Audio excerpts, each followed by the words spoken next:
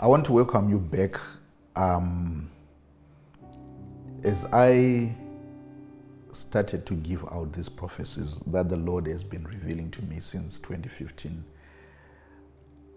one thing that is very clear here, I think the common thread that you can see here is that God has been at work in Zimbabwe. Many people thought that God has abandoned Zimbabwe.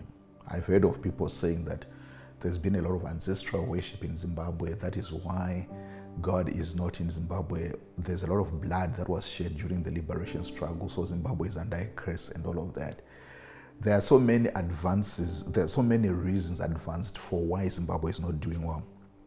And I'm here to just speak prophetically over the nation of Zimbabwe and to review what God has been doing. So the thread here is this: God has been at work in Zimbabwe. I do not understand why He allowed some things. There are some really terrible things that have happened in the nation of Zimbabwe.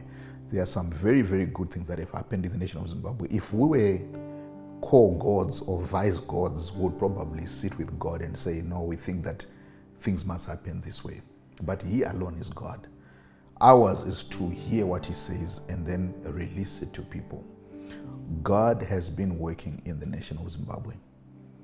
Not since 2015. That's when He started to make me a prophet to the nation of Zimbabwe. But the truth of the matter is that God has always been working in Zimbabwe. There is a grand plan. We don't know what that plan is. I remember a prophecy by a lady called Cindy Jacobs, which was prophesied probably 20 or 30 years ago, that says that Zimbabwe is going to do well, very, very well. We are still waiting for Zimbabwe to be the Switzerland of Africa. Right now, it doesn't look like we are there yet. But what is very clear is that God has been working in Zimbabwe, and He knows exactly how He's steering us to prosperity. He knows exactly the plan that He has for us within the greater African continent.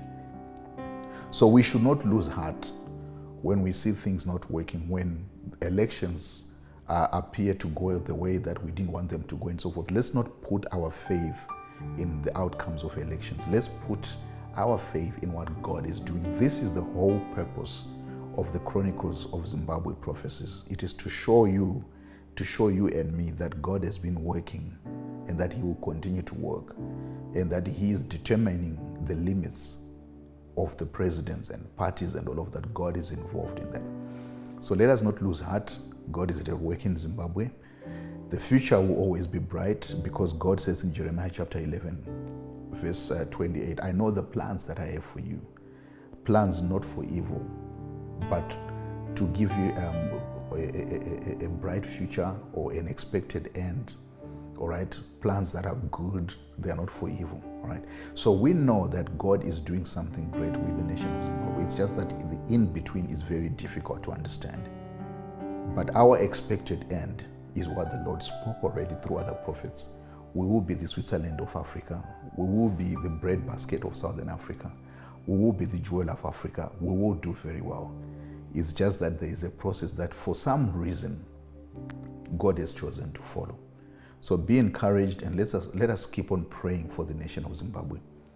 Let us keep on praying for people like Nelson Chamisa, like people like President Mnangagwa, for even the army, because throughout everything that the Lord has been speaking, we can see that the army is very much involved in what is happening in the nation of Zimbabwe. So what we pray for is for the will of God for Zimbabwe to come to pass. And we must never lose hope. We must not get tired of praying for Zimbabwe because God is at work.